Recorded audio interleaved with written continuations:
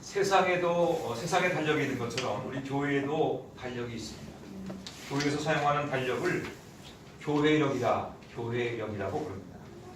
교회력에 의하게 되면 오늘부터 대강절이 시작이 됩니다. 한번 따라할까요? 대강절. 네, 대강절은 한자어입니다. 기다릴 대, 내릴 강, 그래서 대강절입니다.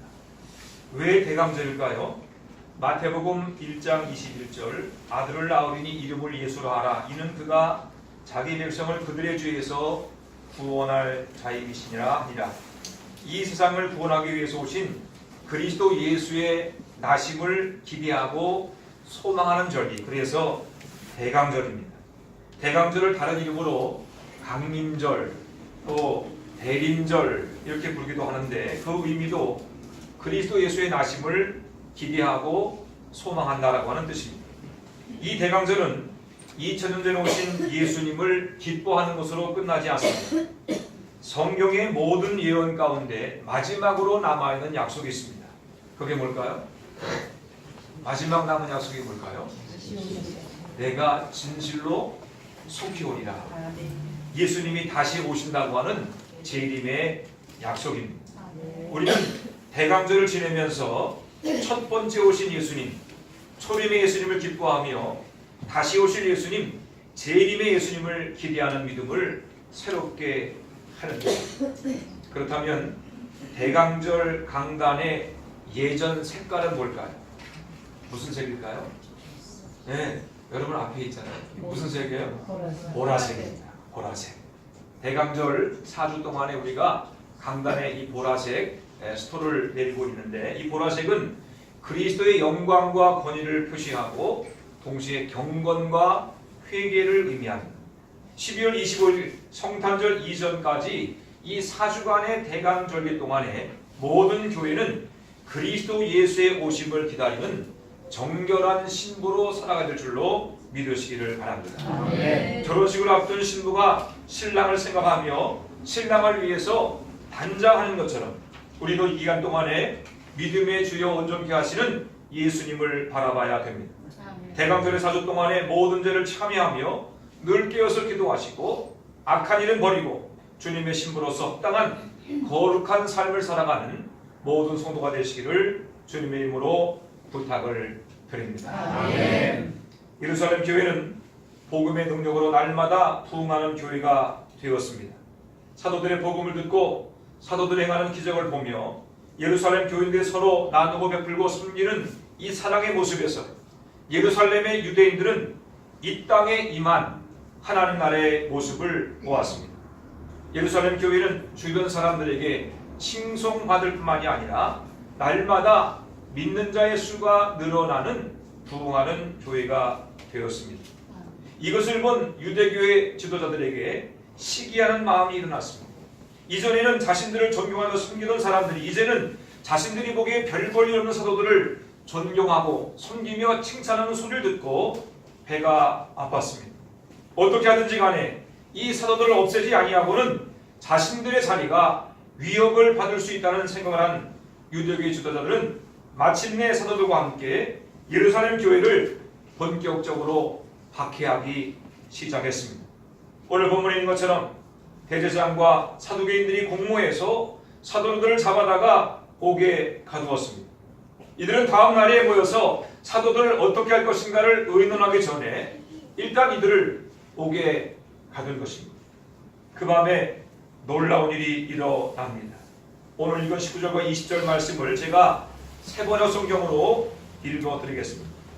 그날 밤에 주님의 천사가 감옥문을 열고 그들을 데리고 나와서 말하기를 가서 성전에 서서 이 생명의 말씀을 남김없이 백성에게 전하여라 하였다. 주의 천사가 사도들이 갇혀있는 감옥문을 어찌했는지 모르지만 사도들을 밖으로 데리고 나왔습니다. 사도들이 자유를 얻게 된 것입니다. 우리 같으면 어떻게 하겠습니까? 옥에 갇혀있다가 풀려나게 되면 아마 다른 곳으로 멀리 도망가거나 아니게 되면 은신처에 꽁꽁 숨어 있었을 것입니다. 하지만 주의 천사는 뜻밖의 말을 합니다. 자신들이 잡혀왔던 성전으로 다시 돌아가서 그곳에서 생명의 복음을 다 전하라는 것입니다. 가서 복음을 전하게 되면 유대교의 종교 지도자들이 그냥 두지 않을 것은 불보듯 뻔하니 사도들을 다시 잡아서 옥에 가두든지 아니면 이전보다 더 험한 일을 당하게 될 것입니다.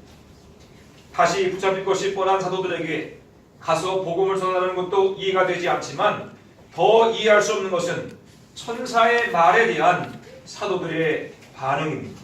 우리 다시 한번 21절 말씀을 함께 읽어보겠습니다. 시작. 성전에 들어가서 가르치더니 예수장과 그와 함께 있는 사람들이 와서 공회와 이스라엘 족속의 원로를 다 모으고 사람을 보내어 사도들을 잡아오라니. 아멘. 천사들이 가서 복음을 전하고 했을 때 사도들이 어떻게 반응했습니까? 사도들이 듣고 언제 성전에 갔어요? 한낮에? 새벽에 갑니다. 그들이 듣고 새벽에 성전에 들어가서 가르쳤다라고 기록하고 있습니다. 여러분, 사도들이 옥에 갇힌 것과 나와서 말씀을 전한 것을 한번 시간별로 나누어 생각해 보겠습니다. 언제인지 모르지만 어제 오후쯤에 사도들이 감옥에 갇히게 됩니다. 그날 밤에 주의 천사가 사도들을 옥에서 풀어 나오게 합니다. 사도들은 다음날 새벽에 성전문이 열리기를 기다려서 성전문이 열리자마자 성전으로 들어가서 복음을 전했습니다. 사도들이 밤과 새벽 사이에, 감옥에서 풀려난 밤과 성전문이 열리던 그 새벽 사이에 어디에 있었을까? 아마도 풀려난 이후에 몇 시간 동안에는 성전문이 열리기를 기다려 있었을 것입니다. 밤에 풀려났을 때 집에 가서 음식도 먹고 잠도 좀 자고 늦은 시간에 성전에 가서 복음을 전해도 뭘 할 사람이 아무도 없었습니다. 천사도 성전에 가서 복음을 전하라 이렇게 이야기했지 새벽에 가서 복음을 전하라 이렇게 시간을 정해준 것이 아닙니다. 조금 쉬고 조금 숨을 돌리고 복음을 전해도 아무런 상관이 없었습니다. 그런데 사도들은 밤이 새기를 기다렸다가 성전문이 열리는 새벽 시간에 다시 성전으로 들어가서 복음을 전한 것입니다. 도대체 우리의 상식으로 이해할 수 없는 천사의 말과 천사의 말에 대한 사도들의 행동을 우리는 어떻게 생각해야 되겠습니까? 우리는 본문을 통해서 교회의 존재 목적이 무엇인가를 깨닫게 됩니다. 사도들이 이해할 수 없는 행동을 보면서 우리는 무엇 때문에 천사가 사도들을 풀어주었는지 더 나아가 무엇 때문에 주님께서 우리들을 불러서 주님의 교회로 세우셨는지를 깨달을 수가 있습니다. 첫째로 주님은 생명의 말씀을 전하도록 교회를 세워주셨습니다. 예수님의 탄생에 대해서 앞서 말씀드린 것처럼 마태복음 1장 21절은 이렇게 말합니다. 아들을 낳으리니 이름을 예수로 하라. 이는 그가 자기 백성을 그들의 죄에서 구원할 자이심이라 하니라. 요한복음 3장 16절입니다. 하나님의 사랑처럼 사랑하사 독생자를 주셨으니 이는 그를 믿는 자마다 멸망치 않고 영생을 얻게 하려 하심이라. 하나님이 그 아들을 세상에 보내신 것은 세상을 심판하려 하심이 아니요 그로 말미암아 세상이 구원을 받게 하려 하심이라. 하나님께서 독생자 예수님을 이 땅에 보내신 가장 중요한 힘, 세상의 구원입니다. 죄로 말미암아 썩어 멸망당하게 될 세상을 구원하기 위해서 예수님을 보내주셨습니다. 죄 없으신 하나님의 독생자 예수께서 우리 죄를 대신지시고 십자가에 달려 죽임을 당하셨습니다. 누구든지 예수님이 내 죄를 위해 죽으셨음을 믿고 주님을 구주로 영접하는 사람, 그 주의 말씀에 순종하며 주님과 동행하는 믿음의 삶을 사는 사람은 인생을 사는 동안에 죄의 모든 저주와 불행에서 벗어날 뿐만이 아니라 영원한 천국을 유업으로 받는 하나님의 자녀가 되는 것입니다. 예수님은 생전에 이 생명의 복음을 전했습니다. 병든 자를 고치고 악한 귀신을 쫓아내시면서 생명의 복음을 전해주셨습니다. 유대교의 지도자들에게 모함받아서 십자가 달려 죽임을 당하시고 사흘 만에 부활하신 예수님은 승천하시면서 이 생명의 복음을 제자들에게 곧 교회에 맡겨주셨습니다. 사도행전 1장 8절입니다. 오직 성령이 너희에게 임하시면 너희가 권능을 받고 예루살렘과 온 유대와 사마리아와 땅 끝까지 이르러 내 증인이 되리라 하시니라. 오순절 성령 강림 사건 이후에 역사상 최초의 교회가 예루살렘에 세워지게 되었습니다. 이 교회는 예수님을 구주로 고백하는 사람들과 그 공동체이며 예수님을 머리로 하는 지체들이었습니다. 예루살렘 교회는 그날 이후부터 담대하게 예수 구원의 복음, 생명의 말씀을 전하기 시작했습니다. 어디 가든지 간에 사도들은 생명의 복음을 전했습니다.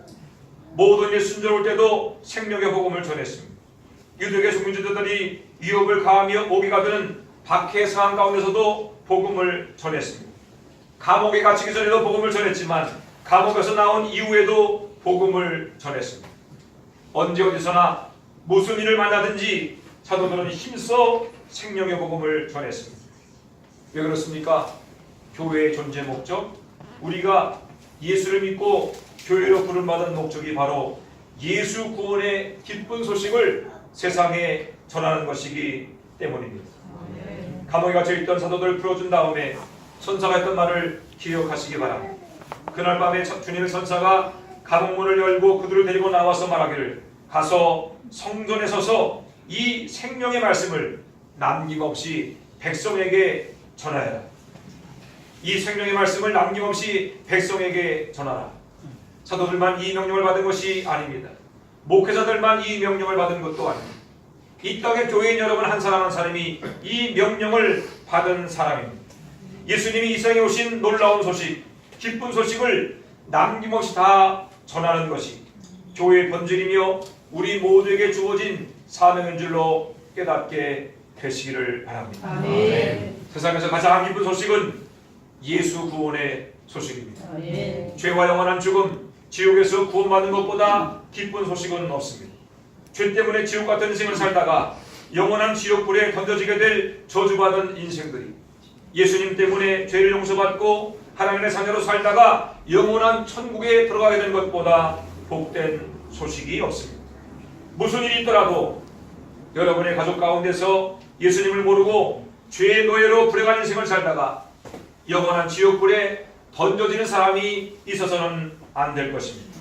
우리 중에 혼자만 교회에 나오는 분들도 있을 것입니다. 부모를 믿는데 자녀들을 믿지 않는 분들도 있을 것입니다. 우리 가정은 믿는데 친척과 이웃들은 믿지 않는 분들도 있을 것입니다. 어떻게 되겠습니까? 먼저 믿은 여러분들이 예수 구원의 복음을 전해야 될 것입니다. 그것이 먼저 믿은 여러분의 사명입니다. 주 예수를 믿으라, 그리하면 너와 내 가정이 구원을 받으리라. 나를 구원하신 것은 우리 가정과 이웃과 친척을 구원하기 위한 하나님의 분명한 뜻인 줄로 믿으시기를 바랍니다. 천국과 지옥은 그냥 여행 가는 것처럼, 그냥 잠깐 이별하는 것처럼 인생의 종착지가 나눠지는 것이 아닙니다. 영생과 영벌입니다. 오죽하면 성경은 지옥의 고통이 얼마나 심한지 둘째 사망이라고 표현했겠습니까? 믿으면 좋고 아니면 할 수 없고 예수 구원의 복음을 그 정도로 가벼이 생각하는 분들이 없게 되기를 바랍니다. 구원의 복음은 하나님이신 예수께서 자신의 생명을 값으로 치르면서까지 우리에게 허락하신 한량없는 은혜입니다. 우리 각 사람에게는 영원한 생명과 영원한 죽음이 달린 인생 최고 최대의 중대사입니다. 저는 우리 춘천제일 감정교회가 복음의 담대한 교회가 되기를 바랍니다. 전도는 내가 하지만 구원은 성령께서 하시는 일입니다. 성령께서 그들을 구원해 주도록 기도의 준비가 필요한 이유입니다. 영혼의 구원을 위해서 날마다 기도하며 언제 어디서나 예수 구원의 복음을 가정과 이웃과 친지들에게 전하는 여러분들이 되시기를 바랍니다. 그리함으로 생명의 복음을 전하는 진정한 교회를 세워가는 모든 성도가 되시기를 주님의 이름으로 부탁을 드립니다. 두 번째로 주님은 순종하는 교회를 세워주셨습니다. 가서 성전에 서서 이 생명의 말씀을 남김없이 백성에게 전하라. 천사의 말을 들은 사도들은 즉시 순종했습니다.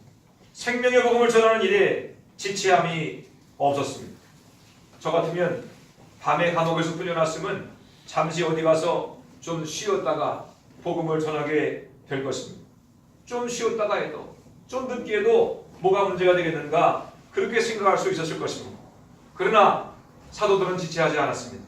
밤에 풀려나서나 성전문이 열리기를 기다려서 새벽에 성전에 들어가서 생명의 복음을 전한 것입니다. 우리는 천사의 말에 대한 사도들의 모습에서 교회가 순종을 위해서 세움받았다는 것을 깨닫게 됩니다. 교회는 말씀에 대한 순종으로 세워집니다. 진정한 교회는 순종하는 교회요, 건강한 교회도 순종하는 교회입니다. 순종하되 지체 없이 순종하는 교회가 진정한 교회이며 건강한 교회인 것입니다. 왜 이처럼 순종이 중요합니까? 순종은 믿음의 다른 모습이기 때문입니다. 그 사람이 믿음이 좋다고 하는 것은 그가 무엇을 얼마나 헌신했느냐라고 그 헌신을 통해서 드러나는 것이 아닙니다. 믿음이 좋다고 하는 것은 그의 신앙의 눈이나 직분을 통해서 나타나는 것이 아닙니다. 주님 말씀에 얼마나 즉각적으로 순종하느냐, 그 순종을 통해서 그의 믿음이 드러나게 되는 것입니다. 우리는 아브라함을 믿음의 조상이라고 부릅니다. 그가 받은 시험을 통해서 믿음이 무엇인가를 깨닫게 됩니다. 하나님께서 아브라함에게 100세에 얻은 아들 독자 이삭을 제물로 바치라고 했습니다.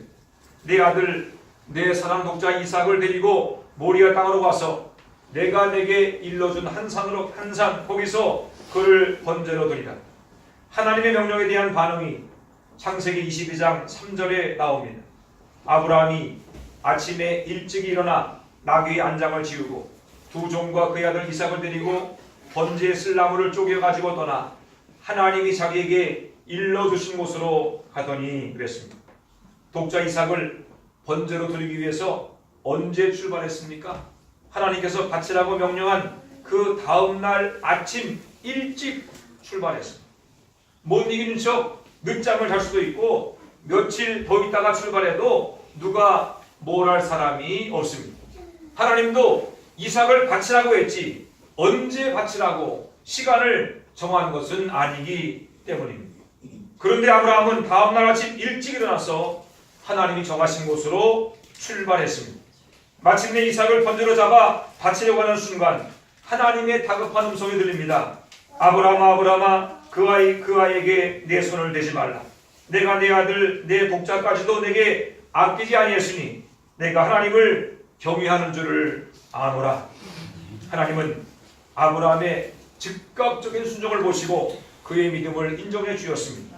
즉각적인 순종을 통해서 아브라함이 하나님을 경외하는 것을 알게 되었다고 말씀하셨습니다. 사랑하는 여러분, 믿음이란 무엇입니까? 우리가 하나님을 경외합니다, 하나님을 사랑합니다 이렇게 말하고 있는데 우리가 하나님을 경외하는 것을 무엇으로 알 수 있겠습니까? 하나님의 말씀에 대한 즉각적인 순종으로 알 수 있습니다. 얼마나 빨리 하나님 말씀에 반응하는가, 그것으로 그의 믿음의 수준과 하나님을 경외하는 수준을 알아볼 수 있습니다. 성령 충만한 사도들은 주님의 명령에 즉시 반응했습니다. 오후에 옥에 갇혔다가 저녁에 천사가 옥에서 끌어냈는데도 다시 성전에 가서 생명의 말씀을 전하라고 하면 지체하지 않았습니다. 쉬고 오겠습니다, 밥을 좀 먹고 오겠습니다, 식구를 만나고 오겠습니다 변명하지 않았습니다. 이제 막 성전문이 열린 새벽 시간에 성전에 들어가서 생명의 말씀을 전했습니다. 이 즉각적인 순종이 예루살렘 교회를 가늠케 했던 믿음이었고 성령 충만이었던 것입니다. 바울은 예수 그리스도를 교회의 머리요 성도를 그의 지체라고 했습니다. 이것은 예수님과 우리는 떨어질 수 없는 밀접한 관계임을 의미하고 있습니다. 우리는 주님을 떠나서는 아무것도 할 수 없는 그런 존재입니다. 우리는 늘 주님께 붙어있고 주님과 깊은 관계를 맺으며 살아가야 됩니다. 동시에 우리가 주님의 지체라고 하는 말은 건강한 교회가 어떤 교회인가를 나타내고 있습니다. 어떤 몸이 건강한 몸입니까? 근육이 많은 몸, 늘씬한 지체, 뼈대가 굵은 몸, 그런 것이 건강한 몸이 아닙니다. 건강한 몸은 머리의 명령에 즉각적으로 반응하고 순종하는 지체입니다. 머리가 내리는 명령에 대해서 그 즉시 순종하는 지체가 건강한 지체입니다. 신경계통이나 혈관계통에 이상이 있으면 순종하는 것이 느려집니다. 머리가 내린 명령과는 다른 반응을 보일 수도 있습니다. 이런 지체는 병든 것입니다. 뭔가 문제가 있는 것입니다. 고치지 않으면 영영 망가지고 말 것입니다. 우리 교회는 어떤 교회입니까? 여러분은 어떤 신자입니까? 주님의 명령에 즉각적으로 순종하는 교회입니까? 아니면 뜸을 들이고 한참 있다가 반응하는 교회입니까? 주님 주신 말씀과는 전혀 다른 반응을 보이고 있는 교회는 아닙니까? 지금 한국 교회 문제는 즉각적인 순종은 고사하고 주님께서 무엇을 말씀했는지를 모르고 있다는 것입니다. 다 자기 소견대로 자기 생각대로 신앙생활합니다. 말씀의 기준을 따라 살지 않고 자기 경험을 따라 살아가고 있습니다. 말씀을 모르는 교인들도 얼마나 많은지 모릅니다. 주님 말씀을 모르니까 주님의 뜻대로 순종할 수 없는 것입니다. 주님 말씀을 모르니 주님의 교회가 아닐 수밖에 없습니다. 병든 교회, 병든 교인, 병든 신앙, 회개하고 돌이키지 않으면 마지막 날에 나는 너를 모른다고 주님께 버림받게 될 교인들도 많을 것입니다. 주님은 내 교회를 세운다고 했습니다. 주님은 내 증인이 되라고 했습니다. 큰 교회, 풍성한 재정과 많은 교인과 프로그램이 진정한 교회를 나타내는 척도가 아닙니다. 주님의 뜻을 깨닫고 그 뜻에 즉시 순종하는 교회만이 진정한 교회요 건강한 교회인 것입니다. 불순종하는 교회는 존재하지 않습니다. 뜻을 바꾸거나 왜곡하는 교회도 없습니다. 주님의 교회는 오직 순종하는 교회, 즉시 순종하는 교회인 것입니다. 여러분은 어떤 교회입니까? 주님 말씀에 즉시 순종하는 진정한 교회입니까? 아니면 지체하거나 불순종하는 이름만의 교회입니까? 춘천제일감리교회는 주님 말씀에 즉시 순종하는 교회가 되기를 바랍니다. 그래서 말씀하실 때 상황과 조건으로 변명하지 아니하며 지체 없이 즉시 순종하는 가운데 예루살렘 교회 같은 진정한 교회를 세워가는 여러분과 제가 될 수 있기를 주님의 이름으로 부탁을 드립니다. 우리 함께 이 시간 통성으로 기도하겠습니다. 우리가 생명의 복음을 기뻐하며 언제 어디서나 생명의 복음을 전하는 교회가 되게 하옵소서. 주님 말씀하셨듯이 즉시 순종하는 진정한 교회, 건강한 교회가 되게 하여 주시옵소서. 우리 주여 부르시고 통성으로 기도하겠습니다. 주님 하신 것을 감사합니다. 예루살렘 교회와 사도들이 언제 어디서나 생명의 복음을 증거하기를 기뻐했던 것처럼 저희 또한 아버지 하나님 생명의 복음을 힘써 전하는 교회가 되어지기를 간절히 바라고 원합니다. 복음 전도에 담대한 교회가 되게 하여 주시옵소서. 때를 어떤지 못 어떤지 간에 복음을 증거하게 도와주시옵시고 우리가 생명의 복음을 전함으로 말미암아 우리의 가정을 구원하며 이웃을 구원하며 일가 친척과 춘턴 노송을 구원할 수 있는 그런 교회로 세움받게 되어지기를 간절히 바라고 원합니다. 하나님 기도합니다. 예루살렘 교회 사도들이 즉시 순종한 것처럼 저희도 주의 말씀에 즉시 순종하는 교회가 되어지기를 간절히 바라고 원합니다. 상황과 조건 때문에 주의 명령에 우리가 지체하지 않게 도와주시옵시고 주님 말씀하시면 우리가 언제나 아멘하고 순종하시는 그런 진정한 교회와 건강한 교회가 되게 하여 주시옵소서. 감사드리며 주님의 이름으로 기도했사옵나이다. 아멘.